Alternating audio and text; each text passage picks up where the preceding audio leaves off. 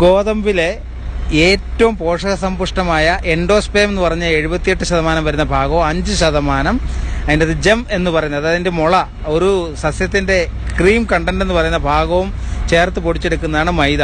അതിൻ്റെ പുറത്തെ ഷെല്ലും ഉമിയും നീക്കം ചെയ്തിട്ട്, അത് നീക്കം ചെയ്യുന്നതെന്ന് വെച്ചാൽ ഒരു സ്ക്വയർ ഇഞ്ചിൽ 600 മെഷാണ് മൈദ ഉണ്ടാക്കുന്ന എക്സ്ട്രൂഡർ മെഷീൻ്റെ ഫിൽട്ടർ. അതേസമയം ഗോതമ്പിന് അത് 12 മെഷേ ഉള്ളൂ. ആ മെഷീന്റെ വ്യത്യാസം കൊണ്ടുള്ള നേർത്ത പൊടിയാണ് മൈദ.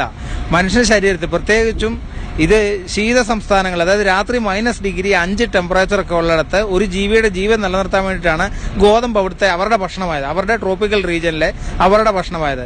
കേരളം പോലുള്ള സൗത്ത് ഇന്ത്യൻ സംസ്ഥാനങ്ങളിൽ മഴക്കാലത്ത് പോലും നമ്മൾ ആവിയെടുക്കുന്ന ഡീഹൈഡ്രേഷനുള്ള കാലാവസ്ഥയാണ്. അവിടെ ഏറ്റവും നല്ലോണം ഉപയോഗിക്കാൻ പറ്റിയ സാധനമാണ് മൈദ. മൈദ വിഷമല്ല. ആ മൈദയിലെ ഏറ്റവും ടേസ്റ്റി ഫോമാണ് പൊറോട്ട എന്ന് പറയുന്നത്. ഇതേ മൈദ തന്നെയാണ് നമുക്ക് സ്പെഗറ്റി ആയിട്ടും നൂഡിൽസ് ആയിട്ടും പാൻകേക്ക് ആയിട്ടും ബർഗറായിട്ടും ബ്രെഡായിട്ടും ബിസ്ക്കറ്റായിട്ടും ഹൽവയായിട്ടും കിട്ടുന്നത് ഇതേ മൈദയാണ്. ആ മൈദയ്ക്കൊന്നുമില്ലാത്ത കുറ്റം എങ്ങനെയാണ് പൊറോട്ട എന്ന് പറഞ്ഞതിന് വന്നതെന്നാണ് നമ്മൾ ചിന്തിച്ച് നോക്കേണ്ടത്. ലോകത്തിലെ 80% ജനസംഖ്യയിൽ 70% വരുന്ന ആൾക്കാർ ഉപയോഗിക്കുന്ന സാധനമാണ് മൈദ. മൈദ എന്ന് പറഞ്ഞ സാധനം ഇല്ലെങ്കിൽ ലോകം